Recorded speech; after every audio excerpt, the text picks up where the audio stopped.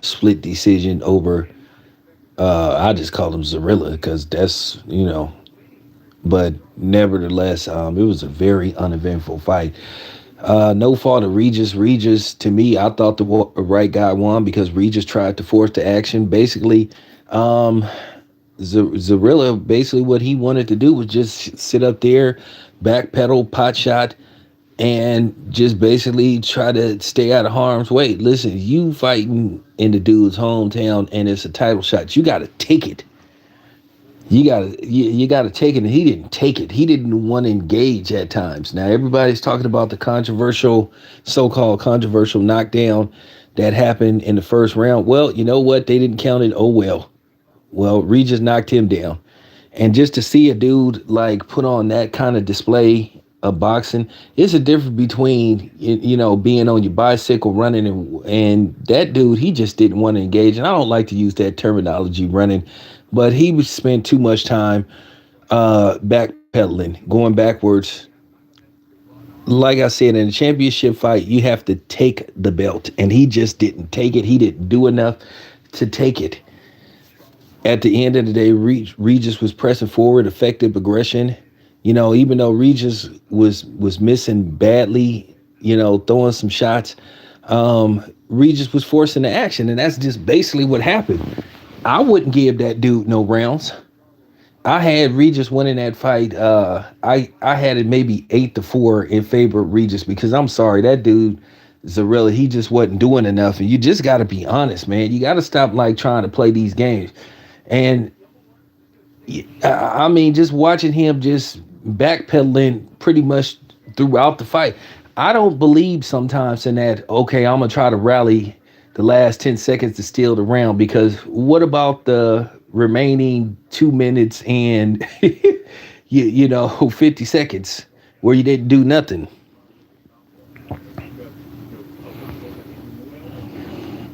Listen, dude, don't come here trying to talk that stuff. Floyd would throw punches. Floyd would press the action. So don't come here trying to bring up Floyd. We ain't talking about Floyd. We talking about the fight that just happened. Stick to the motherfucking subject or you can bounce. So don't come on my channel trolling. We ain't talking about Floyd. We talking about the fight we just saw. You got the wrong dude.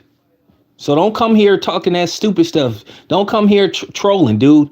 Because I'll have somebody get rid of you real quick.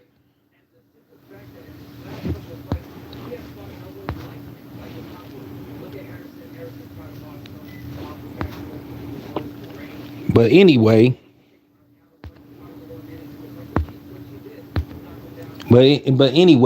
getting back to breaking down the fight, like I said, it was just a very uneventful fight.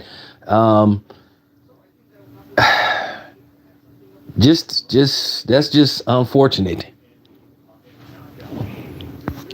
Well, well, that's up to Regis. That's up to Regis. Regis is the guy that's gonna have to decide what his next move is, and I gotta keep it a buck. Styles make fights. You only as good as your next fight, unless you Canelo, basically trying to get a dude to put his belt on the line and come in at 180. Man, you just can't make this stuff up. You just can't make this stuff up. But but nevertheless, yeah, Regis might have to go another direction. But I will say this much: if I'm Devin Haney, I'm going But you only as good as your next fight. I think Regis will fight a lot better if he fought Devin Haney. And plus, Devin Haney is not going to do that much backpedaling because actually, if you look at the Lomachenko fight, Devin was forcing the action and he was coming forward most of the fight, you know. And for the people that think that, Devin Haney was running, but, that's only a label that they put on certain kind of fighters. Because if you want to, if that's the case, then you make the argument that Lomachenko was quote unquote running. But anyway, Anyway, what I want to see Regis do, I want to see Regis get back in the ring. I mean, he defended his title. I might try to get a lighter touch and then see what happens. If I'm Devin Haney, it's no rush to go into a fight with Regis. More than likely, Devin will get a title shot based off the fact that Tiafimo, he did vacate the belt, and due to the fact that Devin Haney is still the undisputed champion, moving up in weight.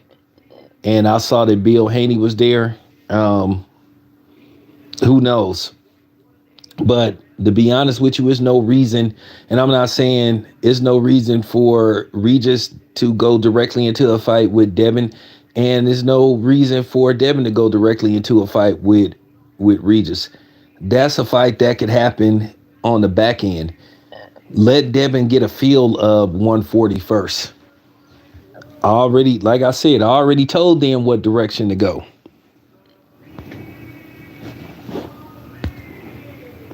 So, I already gave my advice. I gave my input on what direction they should go.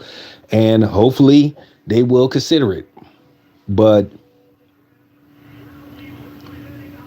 140 is stacked.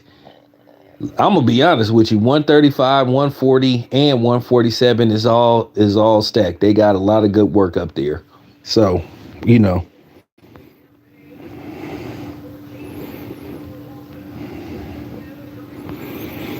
Well, Regis got shit. I never really noticed it until I saw this. But Regis got short arms. He got short arms like Lomachenko, so he only he can't extend his arms and reach extend his arms like Bud got a long arms. If you look at Regis, he got short arms, so he really only can do like a lot of damage if he's up close. Why you think he don't use, you know what I'm saying? Why you think he don't use his jab as a measuring stick? Like Regis got to get up close to land big shots. But I just think that the way dude fought, it was just like, if you a judge, let's just be honest. If you seeing a dude fighting in somebody's hometown the way he was fighting, you're not gonna give him rounds. Because basically he's not forcing the action. He's not coming in there to take the rounds. He's coming in there trying to steal the round. And when you fight, see the difference between Devin Haney and when he fight Kambosos, he went in there, he was dominating those rounds. He came in there letting Kambosos know who was boss. You had no choice but to give Devin Haney those rounds. Where this dude is pawing and he's backpedaling and he's trying to land a counter, and you know what I'm saying? You can't listen. In most championship fights, if you the challenger, and especially if you fighting if you fighting a popular fighter, they're not going to give you the rounds. You have to take them. You have to go in there with the mindset you're going to let your hands go. You're going to win those rounds decisively. And that's the problem. That dude just didn't win the rounds decisively, and that's why he found himself losing. He can't sit up there and try to cry robbery, because that wasn't no robbery. You just didn't do enough. Hey, people can make fun of that famous quote by Ric Flair all they want, but to beat a man, you got to beat the man. And he didn't go in there trying to beat the man. He went in there trying to pot shot counter and basically, see what happens. So he can't sit up there and be angry that he didn't get the nod. But if I'm Regis Prograis, I wouldn't fight that dude again. I just wouldn't fight that dude again, because it's you know what I'm saying? One, ain't nobody gonna watch the fight. Ain't nobody gonna pay to see you fight a dude like that. And then as far as Zarilla go, or Zarilla, whatever he called himself, he gonna have to go back to the drawing board and be like, man, I'm gonna have to fight a little bit better than that. At the end of the day, this is the problem why Rigondeaux, why people don't like to put him on TV, because of performances like what we just saw a few minutes ago. Now, Rigondeaux didn't have some performances where he didn't flat out knock people out, where he didn't flat out box. But then you look at some of his performances where he would do next to nothing. And that's just unfortunate. But like I said before, yeah, Rigoroo gonna have to look at some things and make some decisions. You know, he might need a trainer that's gonna teach him to be more aggressive. Now, the body shots was working for Regis, but at the same time, Regis is a dude, he used to knocking dudes out.